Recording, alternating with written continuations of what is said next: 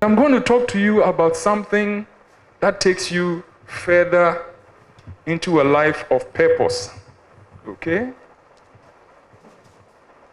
I chose a very simple topic.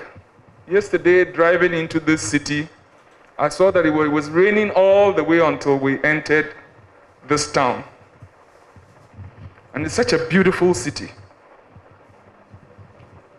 Very green, very clean.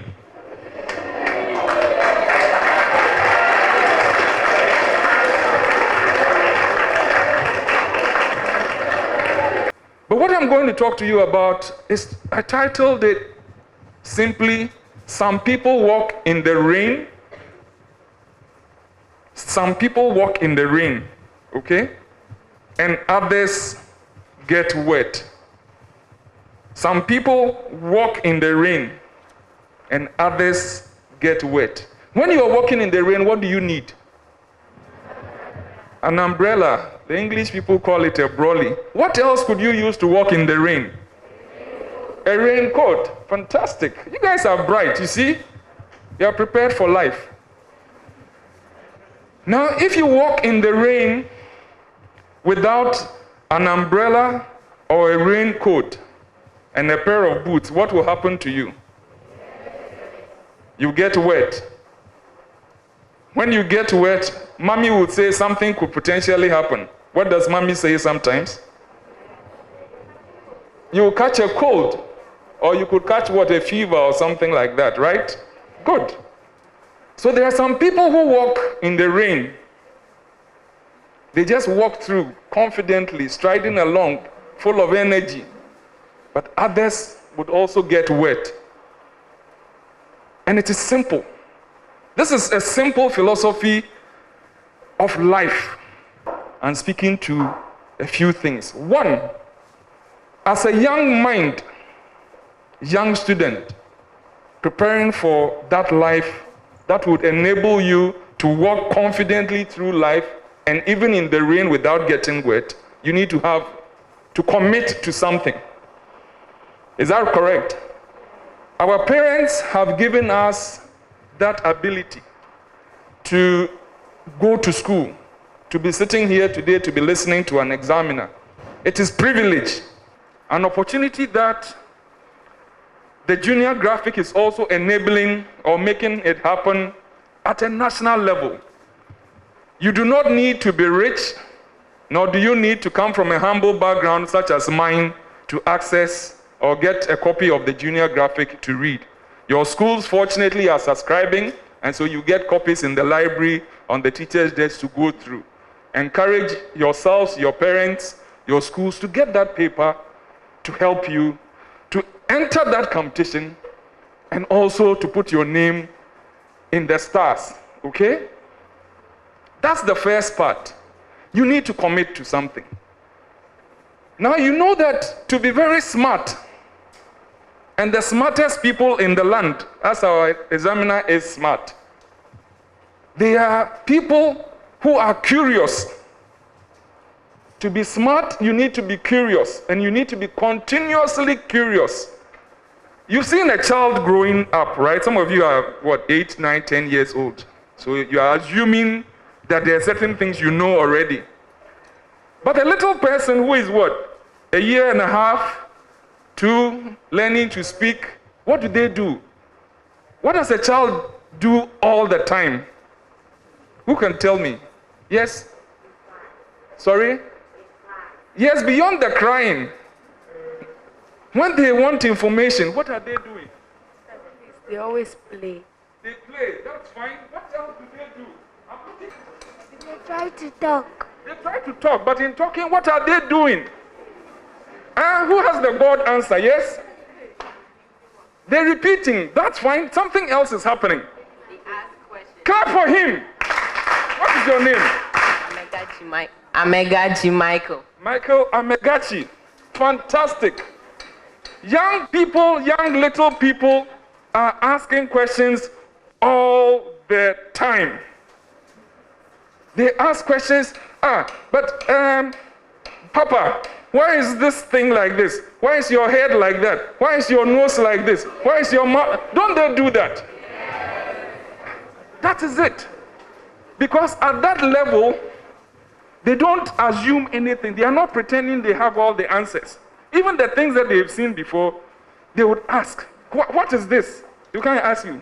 Then they will press and touch, right? Why is this thing here? Why is this thing like that? And you know why they are doing that? And we all did that, all of you. Now sometimes you want to stop, but today I was excited you were asking a lot of questions. That is how you become smart. Curiosity is the pathway to smartness. If you pretend you know or you assume you know and you don't ask, you get back home and you're confused. We ask, get responses, and we are learning. Okay? That's the second part. The third part for me in taking you forward. What did I say was the first one? Who remembers? Commitment. The second one, you are curious. The third part is that you need to be creative. When you've got these permutations working together, you have a big chance of going forward, and you work at it. It's an ongoing process that doesn't stop. Okay? You want to be a surgeon, you want to be a teacher, you want to be an engineer, whatever that you want to be, you need to first commit to something that you've set your eyes on and your heart to, and apply yourself by working, right? You can't say, oh, I want to be this, and you go and be praying in some corner every day and not do the work, and the thing will happen. It won't happen. You need to be curious. Curiosity comes from asking questions, finding things out, researching. And one simple route is to read. When you are reading every day different things, you find that your mind is enlightened. Your abilities to see things others haven't seen before is ongoing. Okay? That's the only way. Read. All of you can read, I believe? Okay. If you read, or you say you can read, and you don't read, okay? You are no better than that person in my village who never went to school. True, right? Because you don't know anything. You think you can know by not reading, by not researching, by not learning. It's not possible. Okay? So apply yourself every day, at least half an hour of reading. Just read. Take a book, read. Learn a new word, learn to spell, learn to write. That's how you become like our examiner. You are going to commit to a life of curiosity, which at this stage, all I want you doing every day is to continue to read at least for half an hour every day. Okay? Half an hour. That's what, 30 minutes, right? Every day. You will see that you enjoy reading, and you even do more than that. The next part is that life of commitment and purpose, where you will fulfill the dreams and aspirations that you set for yourself. So you're going to build houses, not of straw, not of wood or sticks, but of what? Bricks. So you would walk in the rain and you will not get wet. I thank you. Sometimes if you want to know what is, example, if there's a room and you want to know what is there and you go there, like something can happen to you. So I want to know. What is your name again? Seriam. Seriam! I have heard that before. And that is a very classic Ghanaian way of developing children. So they don't allow us to ask questions. Please, it is not the right way to develop. That purpose of saying, don't ask, don't know, don't tell, it is not the way to live. You cannot be creative, you cannot be intelligent or smart without asking questions. Let us allow our young people to ask, to find things out. You see, you do science, even in science, they do experiments and things. They're allowing you to find it out.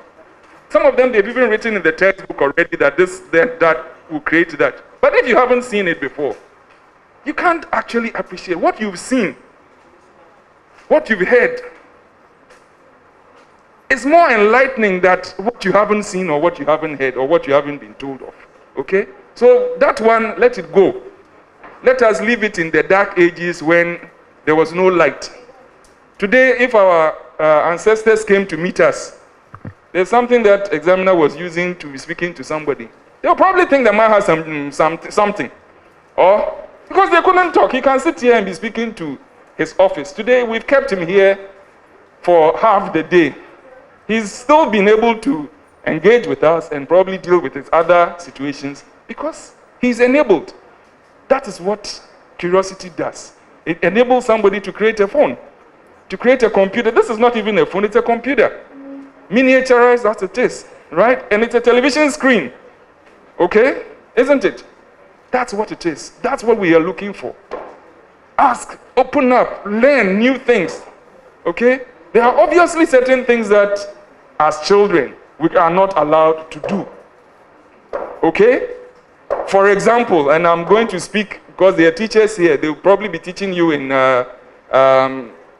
what you call it, living moral education.